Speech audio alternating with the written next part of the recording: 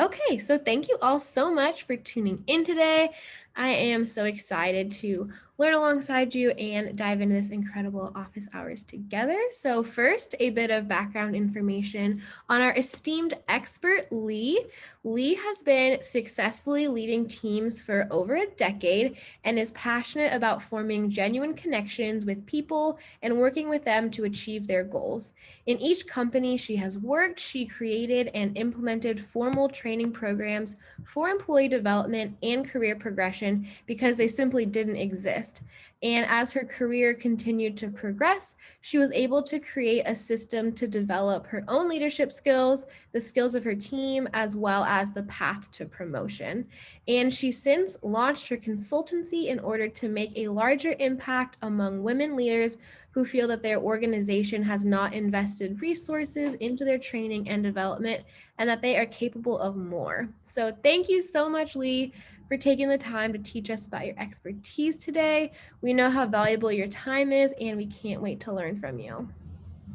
Thanks so much for the intro, Hannah. And thank you everyone for joining me and spending time, depending on where you are. For me, it's the middle of a Thursday afternoon, so I definitely appreciate your time.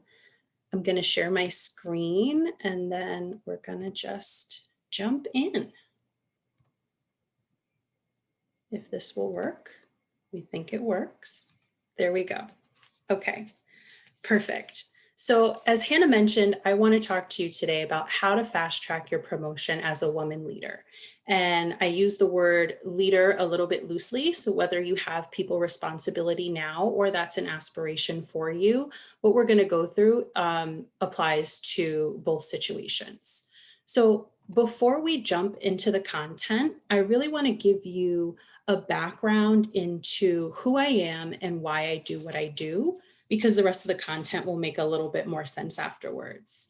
So, I am currently a sales director for a large manufacturing company, and I've been in business development and leadership for my entire career.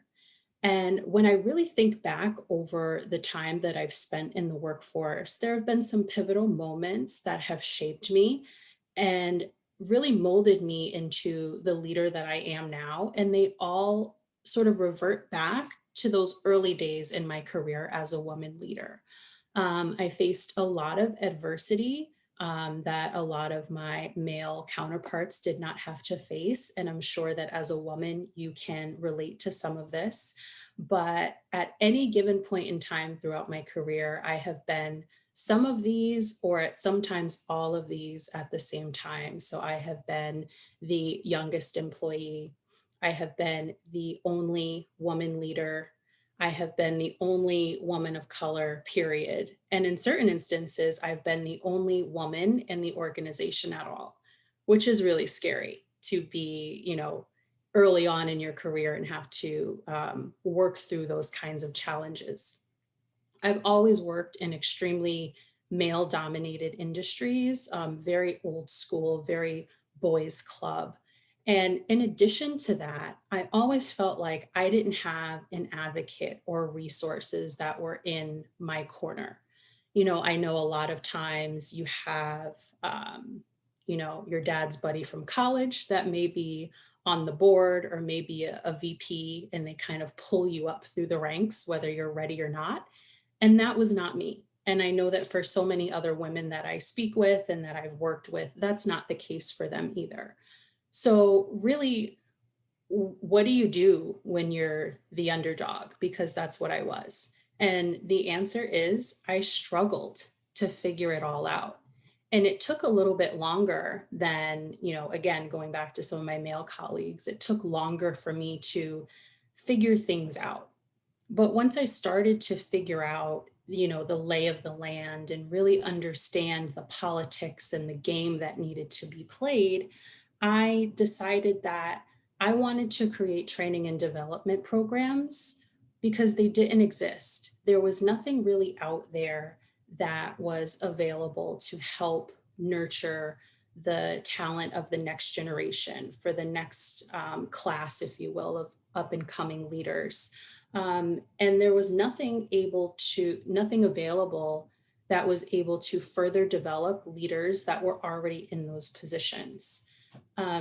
So once I started moving throughout my career and I started creating these training and development programs, I really got to the point where I wanted to make a bigger impact with more women. So I created my coaching practice.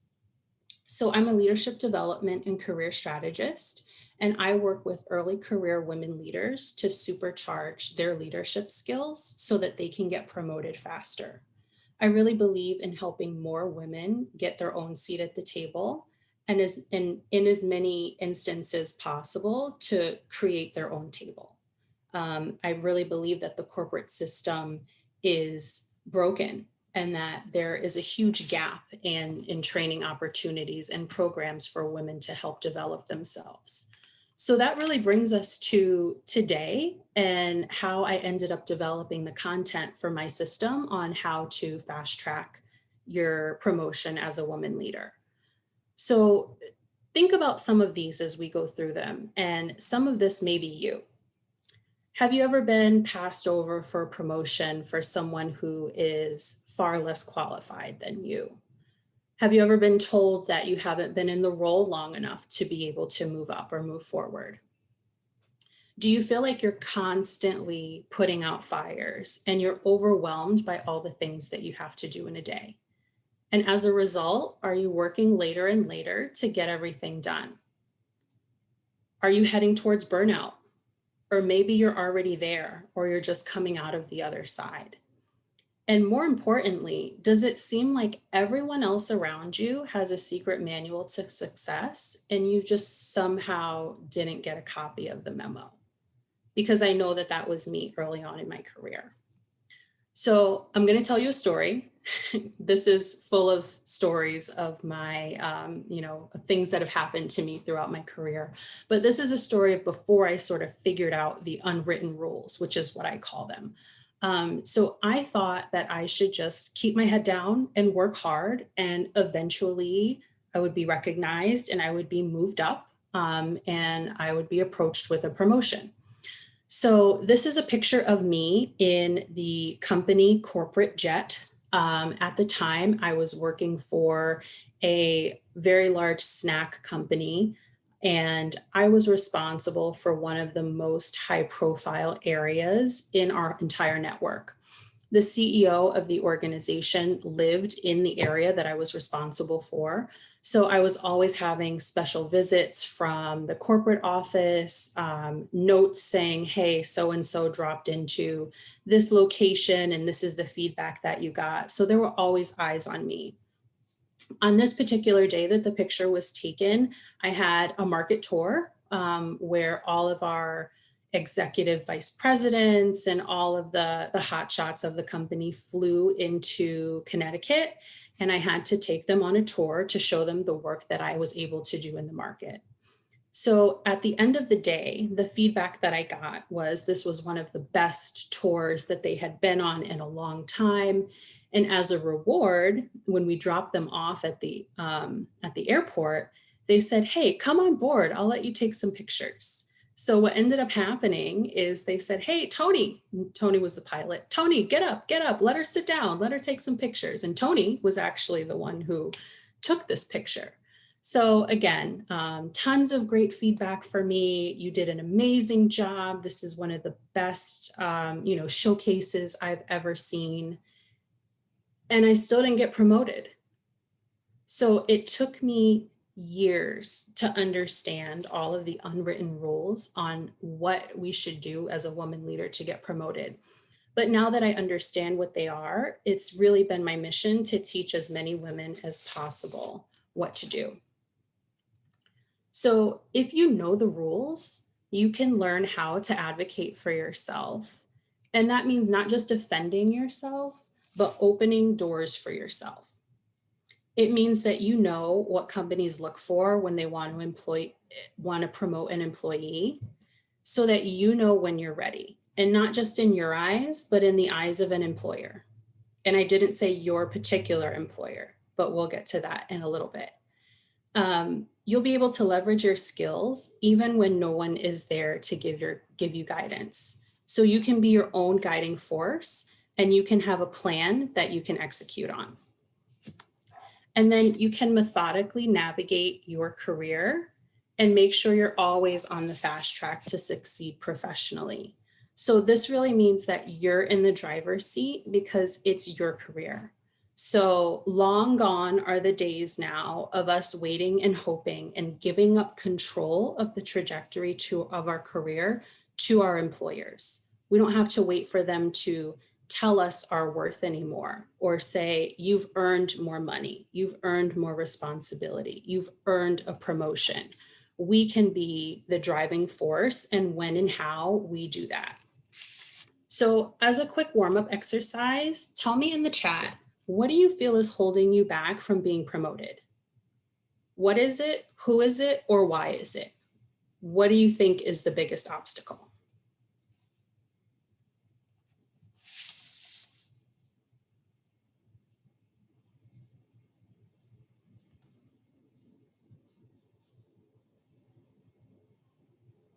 Okay, the company, myself, boys club, startups, right? So you're all right. Let's put it that way.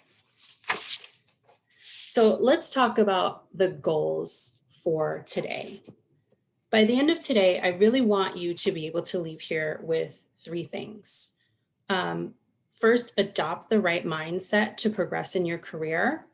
And that's really that mindset shift, that I think I can mentality. Practice developing a career plan that fast tracks you to your next great role. And that's going to allow you to put thought into action. And then plan a next step today to get you closer to a promotion. So we're each going to leave here with one solid next step to put yourself back on the path to promotion. So let's talk about the mindset shift. A lot of us are operating on the left-hand side of this chart. We're getting stuck in the day-to-day anxiety. We feel like we have so many things going on that we don't have time to think about our career. And going back to my example, we feel like if we show up through hard work, then the appreciation and the recognition will just come to us. What we need to shift our mind to is the boxes on the right. So we really need to move to a 30,000 foot view because that's going to allow us to make the best plan. We need to build a strategy now and start thinking about our career and start thinking about how what we're doing every day contributes or detracts from making that next big step. And then lastly, we need to understand our value and be our own advocate in our career and not wait for other people to recognize us. It's really about moving from passive to active, reactive to proactive, and then showing our employer why we deserve to be acknowledged now versus on their timeline. So I'm going to tell you another story. I was applying for a promotion, and this is after I figured out the rules, by the way. I was applying for a promotion, and I was told that in order to check all the boxes of what I needed to do, I needed to manage a different type of team. In order to do that, I had to move out of state. So I was told that this is really a technicality. They were going to put me in an area that sort of needed to be cleaned up. And once I showed that I could consistently perform in that area, I'd be able to move up to the next promotion. So reluctantly, I picked up all of my stuff and I moved out of state, and I meant business when I went into that next role. So within a couple months, I had the business unit that I took over. I had them performing well. They were back in the black. We were able to capitalize on some really big, important holidays for the company. But I sort of cleaned house. I got rid of all of the employees that weren't contributing to the goal. Like, I cleaned up. I did exactly what they asked me to do. So I went back to HR and to my boss and said, hey, I've done what you've asked me to do. Let's really start talking about timing for this promotion. And I was told that I had to be in role for 18 months minimum, and there was nothing that they could do. despite the fact that this was, completely against the agreement that we had already made. So because I knew the rules this time around, I left. I moved to a different company. I got 25% more pay, more leadership responsibilities, and I kept it moving. But without understanding how to play the game and knowing those rules, I would have been stuck essentially in a job that I was no longer happy in, working for people who I no longer felt had my back, and I wouldn't have an out. So let's do another quick exercise and take a moment to think about where you are right now in your career. Think about where it is that you want to go long term, and then follow along on the next slides and really mark up against the principles that I'm going to cover and see how things stack up for you. So since I've created my coaching practice, I have created my 4-step system, which is Path to Promotion. So we're going to go through each one of these steps individually, but I'll review them now here quickly with you. So step 1 is build your foundation. Step 2 is drive performance. Step 3 is build your bench. And step 4 is make your move. There are 4 basic steps in theory, but what they really allow you to do is strategize and execute. So let's jump into the first one, which is build your foundation. So building your foundation requires a lot of introspection, but this is also the most important step of the process. This is where you're going to establish the culture and the processes that you want to have for you and your team. So you're going to ask yourself questions like, how do you bring your full self to work? And for women in particular, this is a challenging topic. We don't feel like we can be ourselves fully. We don't feel like our, nurturing sense, or however you want to phrase that, is fully accepted at work. We feel like it makes us look weak, like we can't compete. So a lot of times women, we downplay who we really are in the workplace. So it's really talking about how are you going to bring your full authentic self to work every single day? What kind of leader do you want to be? And what kind of changes do you need to make within yourself to make that happen? What kind of culture do you want to develop? And then lastly, what is your schedule going to look like? And it sounds like it doesn't really match with this build your foundation category, but you have to think about how you're spending your time so that you can perform, which is the next step. Is your time going to be aligned with your business goals? Are you going to be reliable for your team? Do they know how and when they can access you? Are you consistent in where you're going to be or how you're showing up? Or is it difficult for them to know what to expect from you and when to contact you, or whether or not you'll answer or get back to them? All of those kinds of things are going to go into this first piece on building your foundation.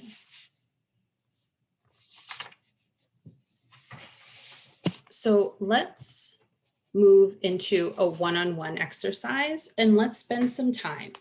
Think about your foundation and then jot down some thoughts on the culture and processes that you need.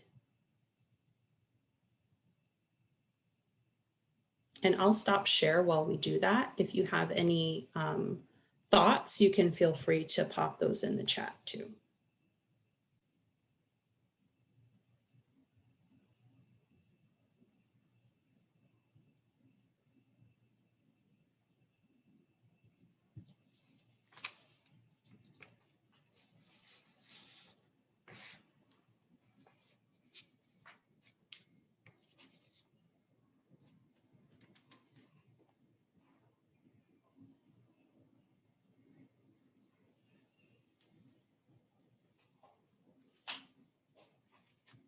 Are there any questions on Build Your Foundation? You can feel free to hop off mute.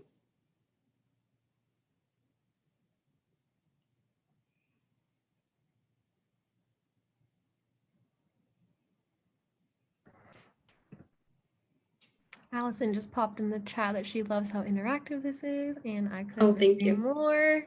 So good. Yeah, it's Allison. Sorry, I'd have the video on, but I'm eating. I love how it's getting our, like, for me personally, it's getting my brain kind of juices flowing. So I'm jotting down Thank notes. you. No, that's awesome. Thank you. And yeah, this is meant to be, super interactive. So if there are any questions while I'm going through or you want me to go back, totally fine. So let's move on. I'm going to jump back in here.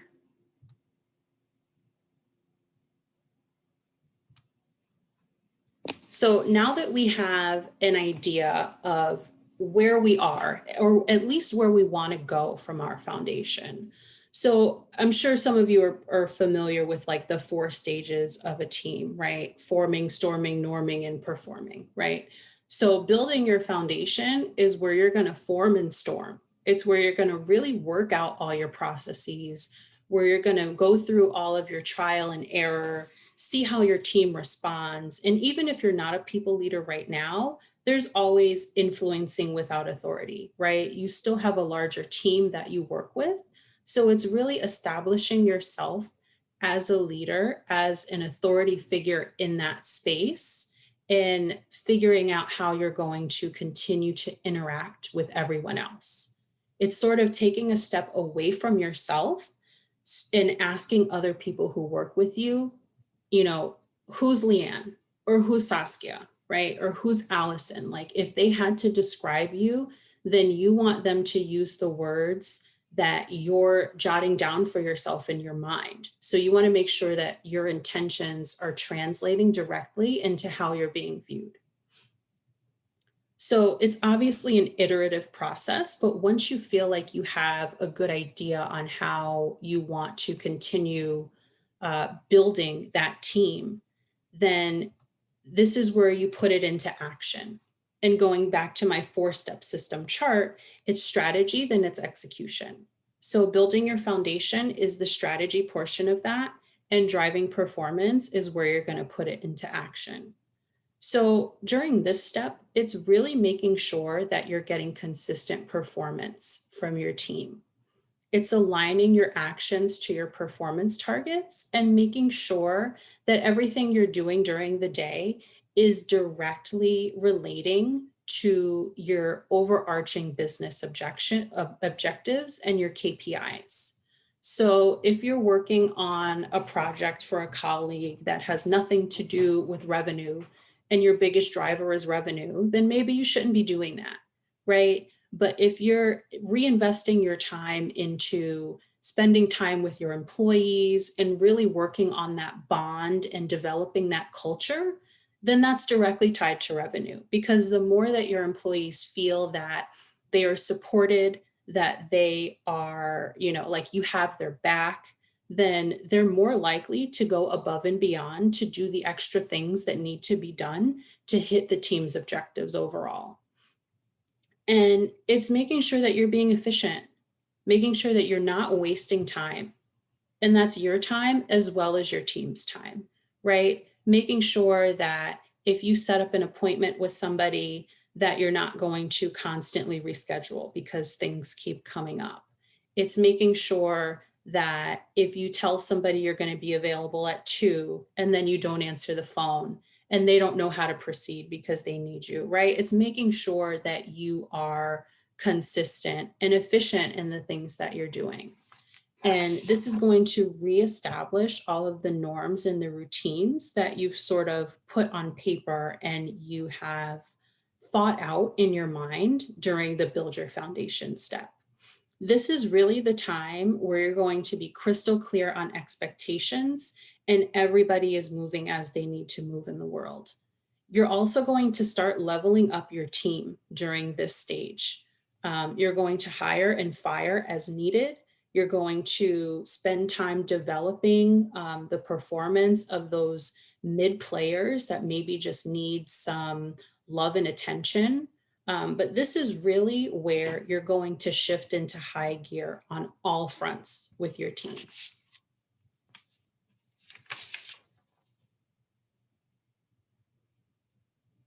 Any questions on driving performance?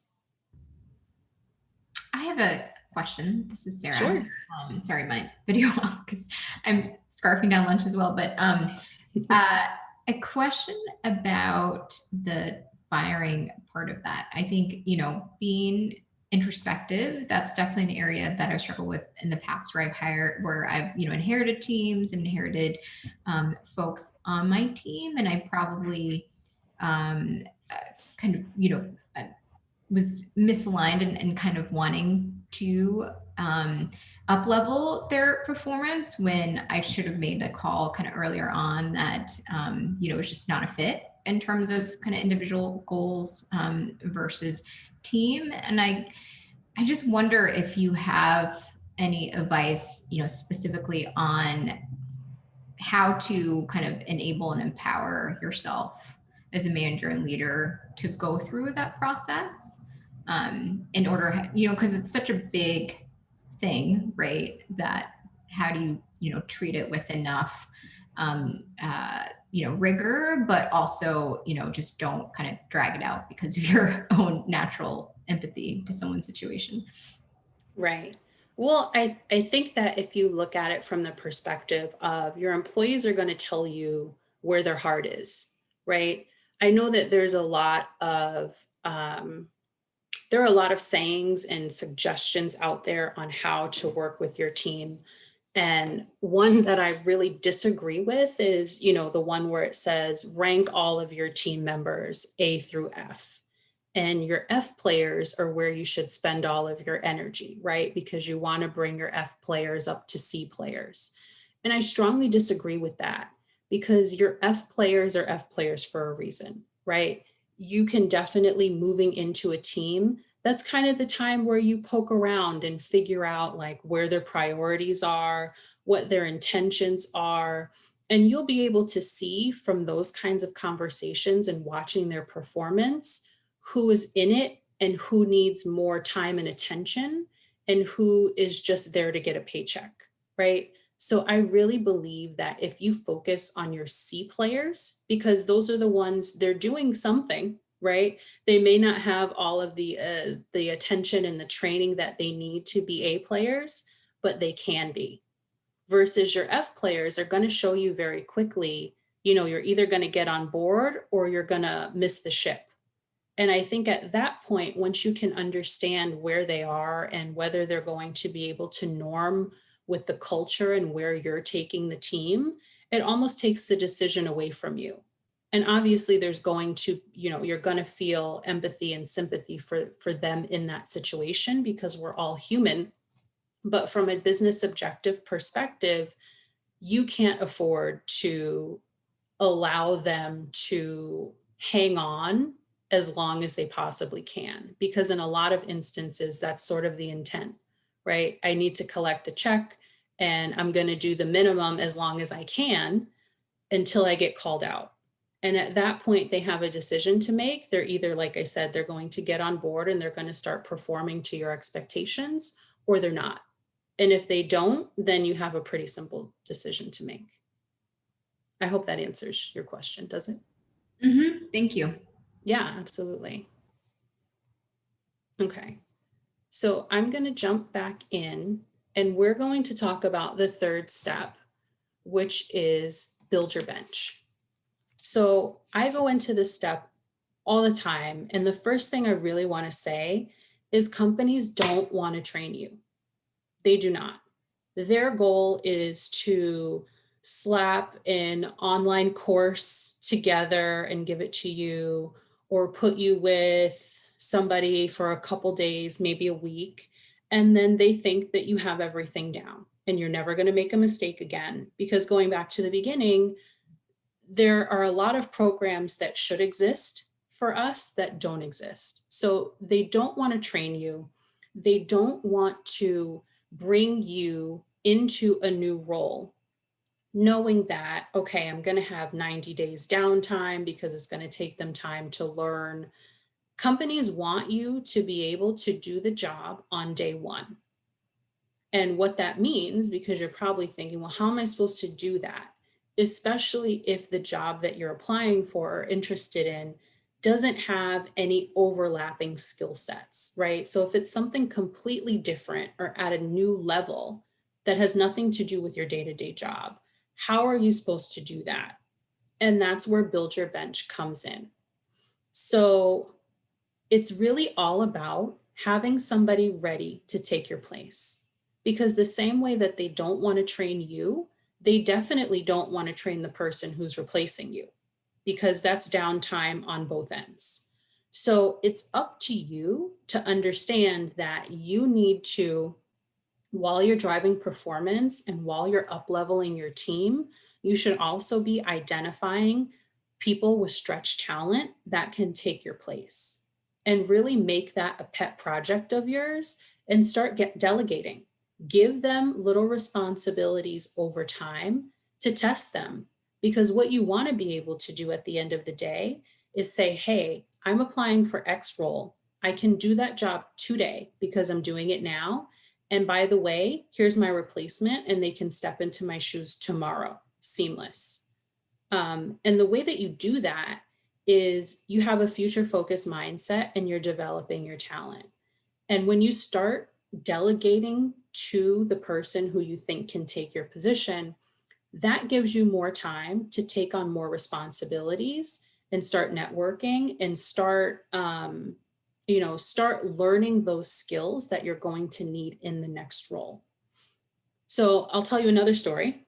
I have a friend who has been passed over for a promotion, I think 3 times in the last year and a half.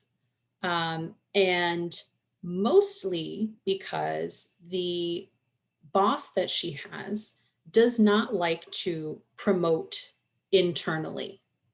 He likes the fact that he has a self-sufficient team, that he doesn't have to get involved very often, that he doesn't have to do a lot of work, frankly. And if he promotes somebody, then that means he has to train someone. So because she hasn't built her bench, she has been stuck in this position for several years, 10 years actually. And she just hasn't been able to move forward. So it's really important that you are taking on and thinking forward about the things that you're going to need to be able to do in the next role. You're finding opportunities to start doing them now, and you're training somebody to replace you. In addition to that, this is also the time, because your team is sort of performing at this point, right?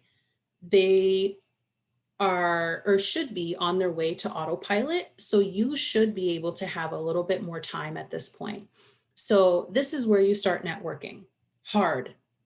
This is where you're making connections. This is where you're joining employee resource groups. This is where you're attending events, because this is the time that you really want to start getting your name out there and having that be associated with a high performing team, because it's going to plant the seed for what's going to come in the next step, which is make your move. So before I jump over to the next step, are there any questions on building your bench?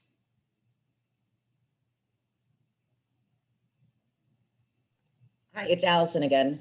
I just want to make a comment. I've never thought of career development like this. So this is so interesting. And I love the idea of sort of taking the initiative to learn a job before you actually get promoted into it. Because Lord knows, I've been to so many companies, there's absolutely no training, and you're just kind of like, what do I do? So thank you for sharing this. No, thank you for that comment. And it's so true, because there are no training programs. And I know from my personal experience as well, before I left the job and got 25% more pay, I was passed over for a promotion. And the feedback that I got, and this is a direct quote, was, Leanne, we have no doubt that you would be able to move into this next role and learn it. But the person that we're giving the role to is doing those things right now. And I straight up said, well, how am I supposed to do that if that has nothing to do with my job? And they had no answer. It's just what they want, and they don't really care how you figure it out, because some people will figure it out and some people won't. And those are going to be the people that can move up. So then the next and the last step is make your move. So you've been doing all of the things right. You've been planting the seeds up to this point, and now it's time to really put your plan into action.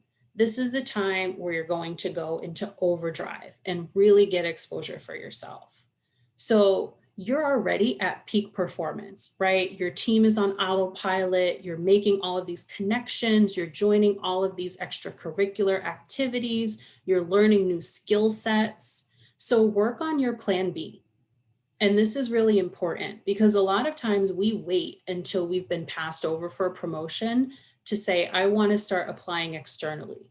Before you apply internally, start applying externally, because what you want to be able to do is have a plan B or have a second offer to start negotiating with should you get the promotion that you're wanting, or vice versa.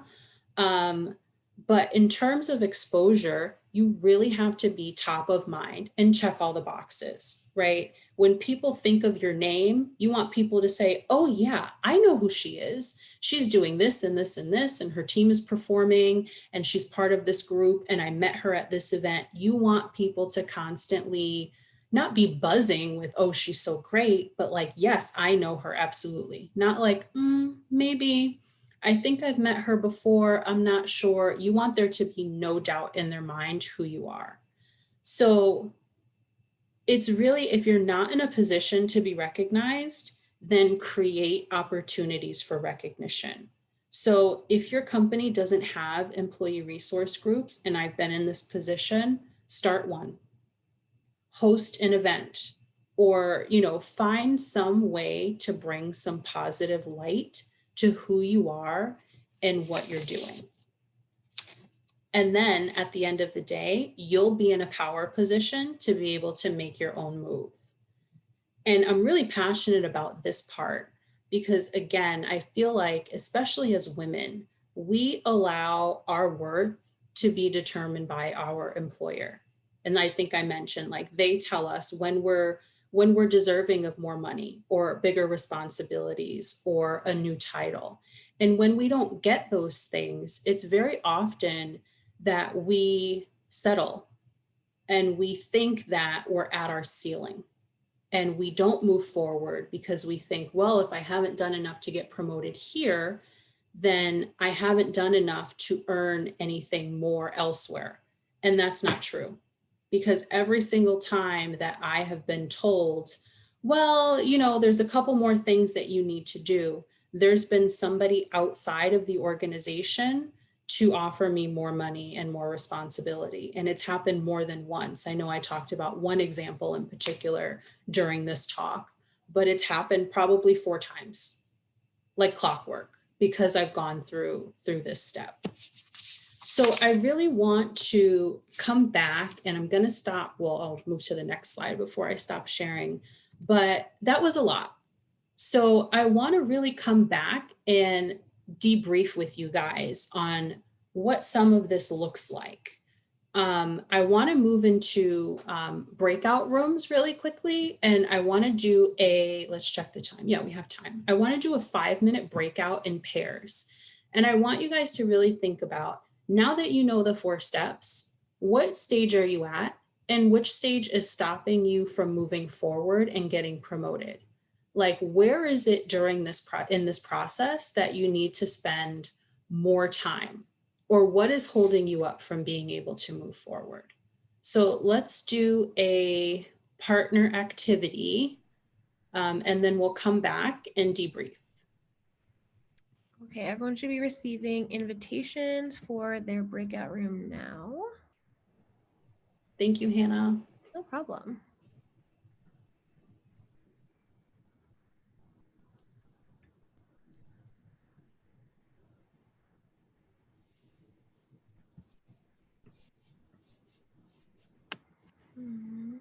Hopefully Carly is here. If not, I might move Allison to a different room. so she can. Okay, cool. Perfect. Yay, this is so good. Oh my goodness. It's Thank so you. like, yeah, like what Allison said, like It's different.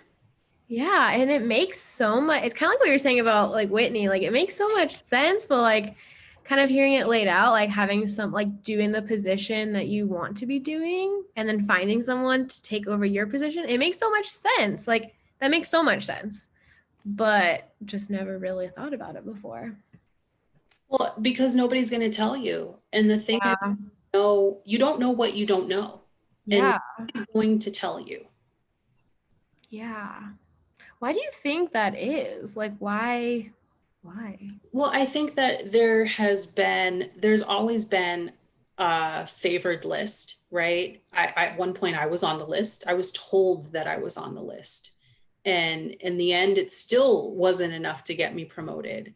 So Yeah. there's all of these situations where, again, there's a new kid who comes in 2 years after you, but their grandfather's friend is the regional VP. And a year from now, they're your boss.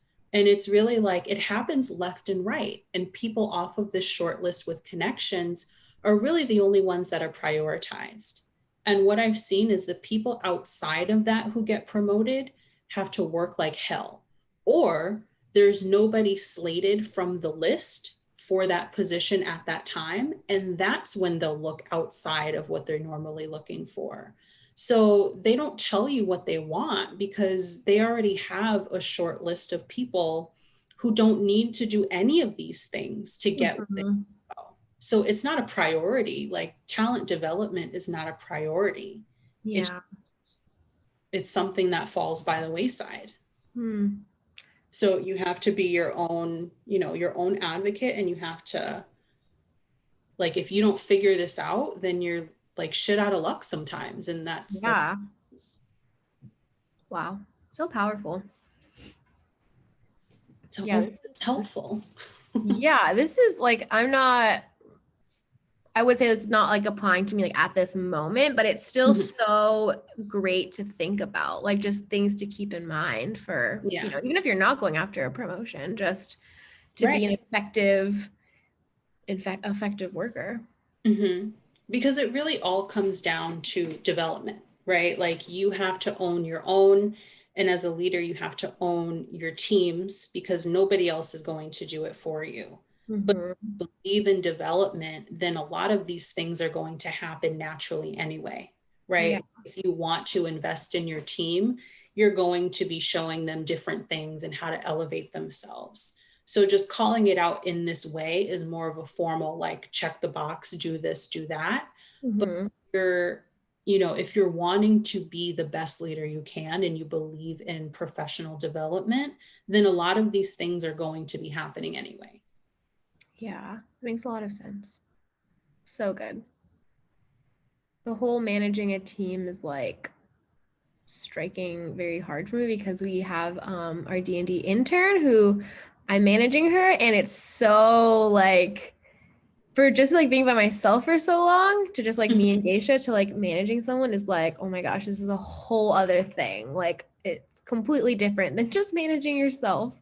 Right. Well, and that's the whole other thing is that, you're promoted into leadership or whatever, you get a job as a leader because you're a great individual contributor.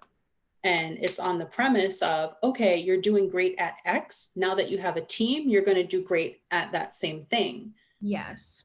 Being an actual leader and leading people is a whole other job that nobody even teaches you. What does that mean? Right? Like nobody teaches that. So true. So true. Yeah. So much to think about. So good. So good. I'm like, between Whitney's call and this call, I'm like, my mind is just buzzing. It's so good. Did you want everyone Do to you know how come long back? they've been in there? Yeah, I just like 5 minutes and then they can come back. Okay, cool. So I think they went at like 45. Yeah. Okay, so I'll just close the rooms now and it'll give them 1 minute to come back. So that should be Okay, perfect. Yay. Yeah, this is like, I love how interactive and just simple, like, does not be so crazy, just like drop in the chat or like, and Mhm. I think that like helps break it up a lot and just get, Yeah. because I know I'm so guilty of like sitting in like office hours or webinars and being like, this is so great. I can't wait to implement it. And then it's like, well, time to go have lunch now. And then just like, don't even really like put into practice what I learned. So I think that's so, so powerful. Right.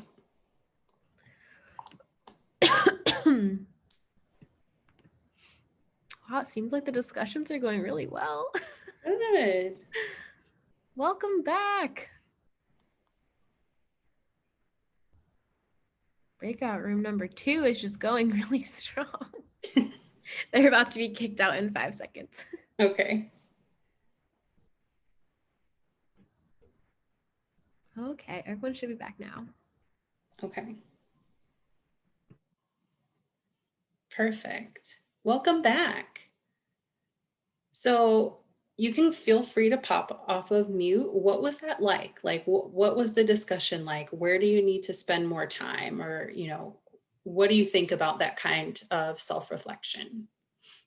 So one of the things I said is that I've been in startups for so long that I've never really even had a framework to think about this type of stuff. Sorry, I have you like on my screen over here, so I'm That's okay. looking at you, but the things right here.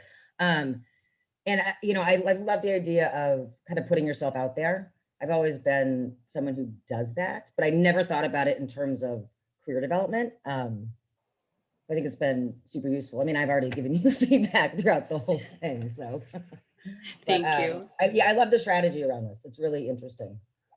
Awesome. Thank you, Allison. Sure. Does anybody else want to share before we jump back in? I guess just to kind of ping off of Allison, similar notions as well, where I never really thought about moving up because I had a hard time positioning myself as an authority, like imposter syndrome would get in the way. And so it just was really cool just to consider just creating more visibility opportunities for myself and just taking advantage of that, as that will help me position myself as an authority. So that was super helpful. And just becoming a better leader as I grow my business, just to be really aware of how can I continue to nurture my own employees. I thought that it just was very inspiring. I'm learning to think in a different way, so I appreciate it. Awesome. Thank you. Okay, so let's jump back in as we move toward wrap up. So we have talked about, where we are in this 4-step process, where we need to spend a little bit more time. So what is one action that you can take today to start overcoming the obstacle that's stopping you from getting promoted? You can feel free to share or pop it in the chat, or at a minimum, just write it down for yourself. Like, what is one thing you can do today to start making a difference and start getting you back on that path to where you want to be?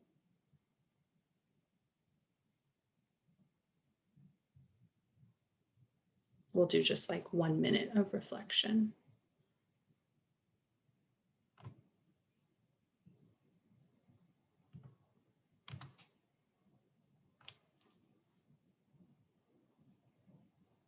Perfect, Allison. That's the most important part.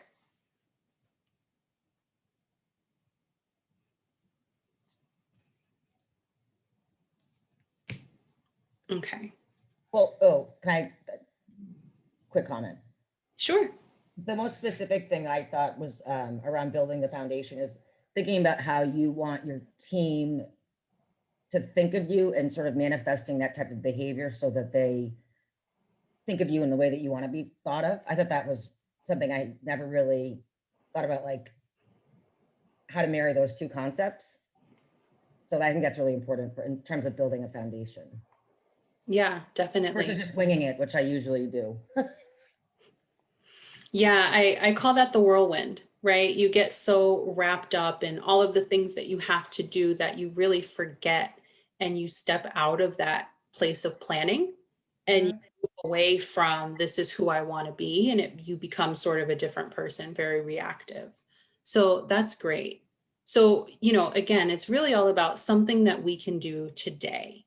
And one thing that I can do today to help support, because I love this D&D community so much is I would like to commit to offering each of you a breakthrough session with me to really deep dive into your particular situation and figure out like how to get you back on that path as fast as possible. So I put my link there and you can schedule with me / Leanne Crockett / breakthrough. And that'll pop up in a second again at the end. But as we move into final takeaways, it's really about getting organized and start planning for your next move now, right? It's looking at each step from that 30,000 foot view and not getting caught in the weeds. And then knowing that each step requires planning, but you can start immediate implementation to see results to start shaping your future. So I will pause here for any other questions, but thank you so much. Here's my info and how to get a hold of me if there are any questions after the session. And then again, my link there for a complimentary breakthrough session if you want to really deep dive into your situation. Thank you so much. I went ahead and dropped the Calendly in the chat, so you can just click it and Perfect. schedule away. Thank you so much. This was amazing. I think what everyone's saying is just so accurate, like things you don't really think of, and how interactive this was just the cherry on top. So thank you so much for putting it together and taking the time to teach us and opening up your calendar to us. We are so grateful for you. Thank you everyone for joining. It's always such a treat to learn together.